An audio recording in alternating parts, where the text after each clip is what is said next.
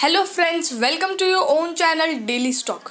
तो आज हम आपको बजाज हिंदुस्तान शुगर के बारे में शेयर एनालिसिस बताने वाले हैं और ये भी बताएंगे कि ये शेयर का प्राइस एक ही दिन में 14% क्यों भाग गया है और क्या अभी भी ये रैली देखी जाएगी और भी ये शेयर क्या भागने वाला है। ये सारी चीज़ें हम आपको इस वीडियो में बताएंगे, तो वीडियो को एंड तक ज़रूर देखना, तभी आपको पता चलेगा कि आपको अभी भी इसमें चांसेस दिख रहे हैं इसमें एंट्री लेने के लिए या नहीं। आगे बढ़ने से पहले आप हमारे चैनल को सब्सक्राइब ज़रूर कर दीजिएगा, क्योंकि हमारा चैनल आपको जितने भी रिजल्ट्स आते हैं जैसे क्वार्टरली रिजल्ट्स और ईयरली, ये सारे आपको टाइम टू टाइम और साथ ही में जितने भी IPOs है उन सबकी डिटेल्स और शेयर एनालिसिस, ये सारी चीज़ें आपको प्रोवाइड करता है। तो बात करते हैं बजाज हिंदुस्तान शुगर के बारे में। ये पहले इसका नाम बजाज हिंदुस्तान लिमिटेड हुआ करता था और अब इसका बजाज हिंदुस्तान शुगर कर दिया है। और साथ ही में ये 3 चीज़ में एंटर किया हुआ है। ये शुगर भी मैन्युफैक्चर करता है, साथ ही में अल्कोहल और जनरेशन ऑफ पावर, मतलब पावर भी जनरेट करने का काम करता है। और ये इथेनॉल में लार्जेस्ट प्रोड्यूसर है, इंडिया के अंदर इथेनॉल में लार्जेस्ट प्रोड्यूसर है। अब इथेनॉल कहाँ पे यूज़ होता है, तो इथेनॉल ड्रग्स मतलब कि जो दवाइयाँ होती है उसमें भी यूज़ होता है और बायोलॉजिकल जो स्पेसिमेंट्स होते हैं उसमें भी यूज़ होता है। साथ ही में जो परफ्यूम्स जिसमें स्मेल की ज़रूरत होती है तो उन सब चीज़ों में भी ये यूज़ होता है। और ऑयल के अंदर भी, लाइक पेट्रोल, उसके अंदर भी ये यूज़ होता है। तो और ये लार्जेस्ट प्रोड्यूसर है, तो बहुत ही बड़ी बात है कि अगर कुछ भी न्यूज़ आती है शुगर इथेनॉल रिलेटेड तो ये शेयर के भागने के बहुत ज़्यादा चांसेस है।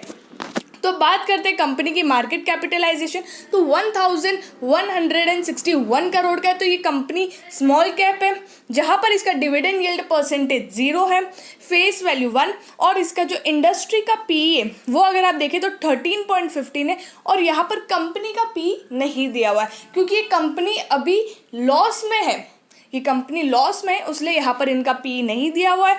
बुक प्राइस है इसकी 0.43, मतलब 0.43 टाइम्स पे आपको ये शेयर प्राइस मिल रहा है।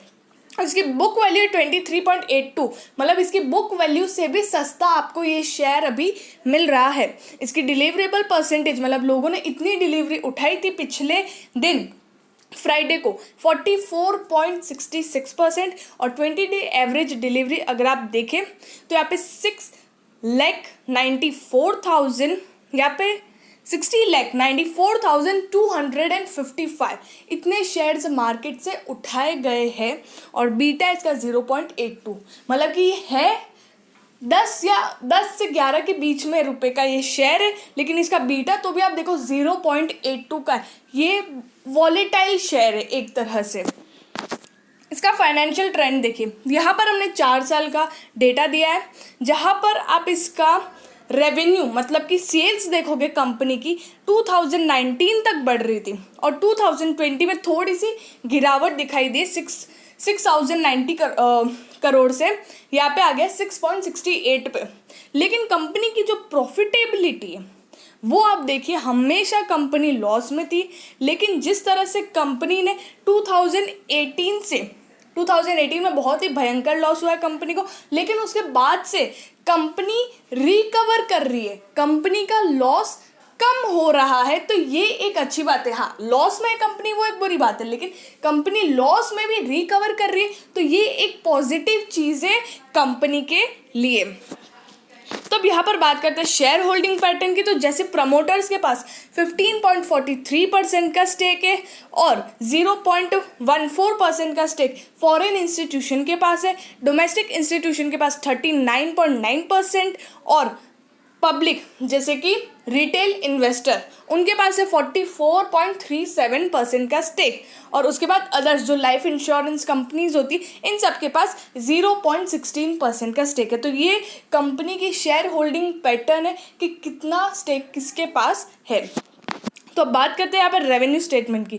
तो हर क्वार्टर में जून 2020 से हर क्वार्टर में कंपनी का जो सेल्स है वो हर क्वार्टर में इंक्रीज हो रहा है। तो कंपनी की टॉप लाइन देखिए 1337 करोड़ इन जून 2020 और दिसंबर 2020 में देखिए 1766 करोड़।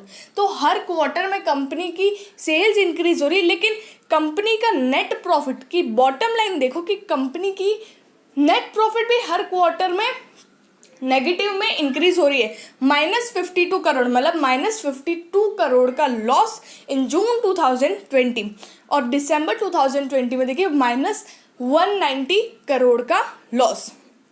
तो यहाँ पर कंपनी का नेट प्रॉफिट जो है, नेट लॉस समझिए, कंपनी का जो नेट लॉस है वो हर क्वार्टर में इंक्रीज हो रहा है, क्योंकि यहाँ पर कंपनी की जो एक्सपेंडिचर्स है वो इंक्रीज हो रहे हैं। उस वजह से कंपनी का जो नेट लॉस है वो भी इंक्रीज हो रहा है। तो कंपनी को अपने एक्सपेंडिचर पे ध्यान देना चाहिए। और तो उस वजह से जो कंपनी फंडामेंटली अगर हम देखें, जैसे कि हम रेवेन्यू स्टेटमेंट मतलब ये सब चीज़ें पे फंडामेंटली बेस्ड होता है, तो उन चीज़ों से क्या दिखाई देता है कि ऐसी कंपनी में हमें नहीं जाना चाहिए जो हर क्वार्टर में कंपनी लॉस कर रही है।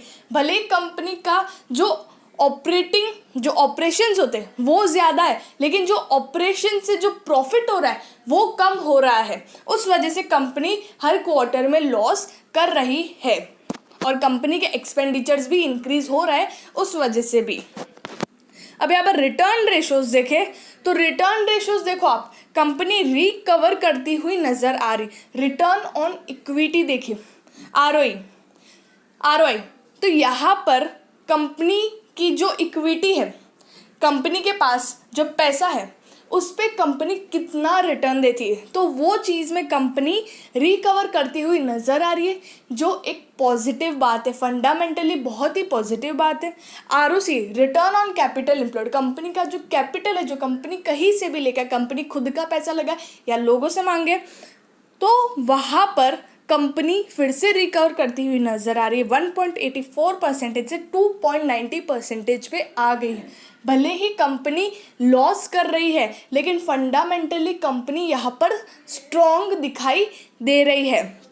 कंपनी की जो रिटर्न ऑन एसेट्स है, जो उस पर रिटर्न आता है, उसमें भी कंपनी रिकवर करती हुई नज़र आ रही है। 3.55% से नेगेटिव 0.36% पे आ गई है, नेगेटिव 0.36, लेकिन वहाँ तक आ चुकी है।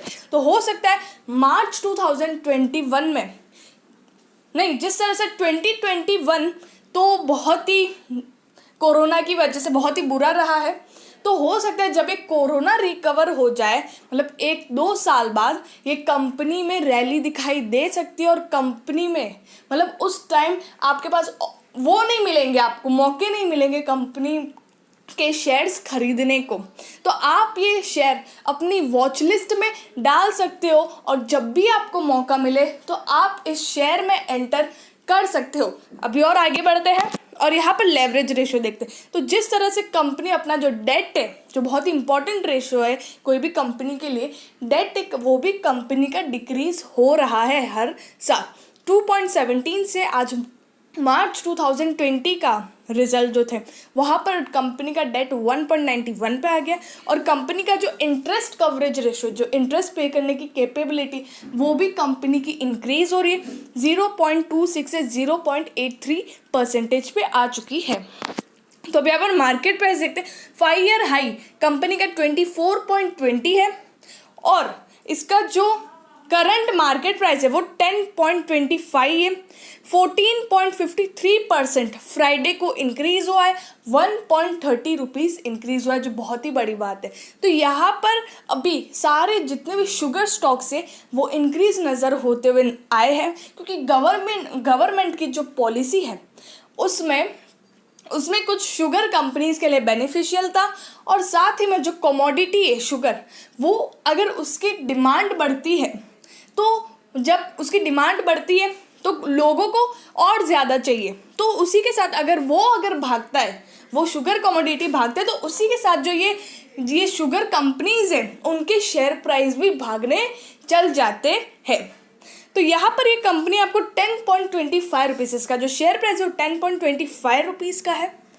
तो यहाँ पर अगर यहाँ से और भागता है तो ये कंपनी का जो शेयर प्राइस है वो 11.75 तक जा सकता है, जो बहुत ही शॉर्ट टर्म मैं आपको बता रही हूँ, शॉर्ट टर्म के लिए। और अगर ये यहाँ से अगर शुगर कंपनीज यहाँ पे स्टॉप होती है और बजाज हिंदुस्तान मतलब इनका जो शेयर प्राइस है वो भागना बंद होता है, तो ये फिर से 6 तक जा सकता है।